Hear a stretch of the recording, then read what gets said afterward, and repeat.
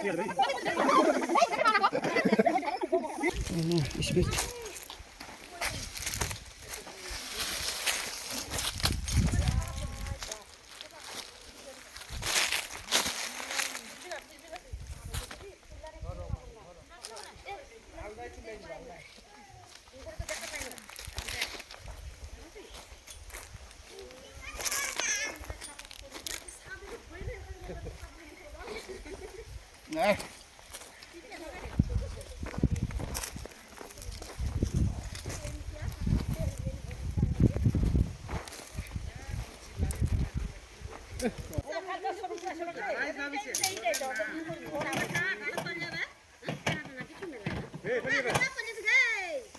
না আমরা থাকতে ওদেরকে কথাও পালাতে দিব না।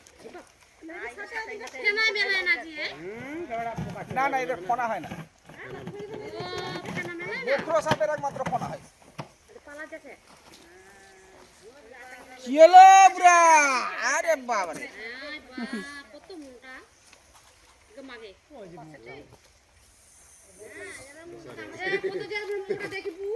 এই যে ব্যান্ড অবস্থায় যখন থাকবে বুঝে নেবেন যে ও কিন্তু আক্রমণাত্মক ভঙ্গি। ওই অবস্থায় ওরা বাইট করে, শাট করে মারবে। যখন সোজা অবস্থায় যাবে, ধরেন লম্বা অবস্থায় যাবে, রিস্ক নাই। ব্যান্ড যখন হয়ে গেল মানে বুঝে নেবেন যে বাইট করার জন্য রেডি।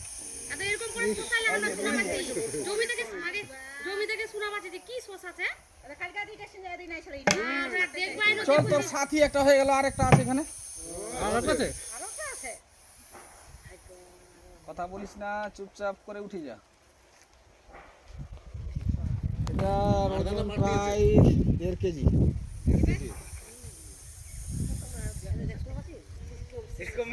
আরো বেশি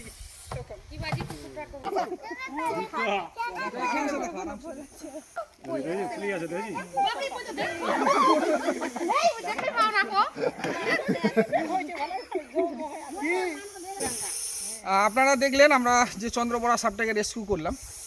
তো আমি বিশদে পরে বলছি, তার আগে দাদাকে বলবো।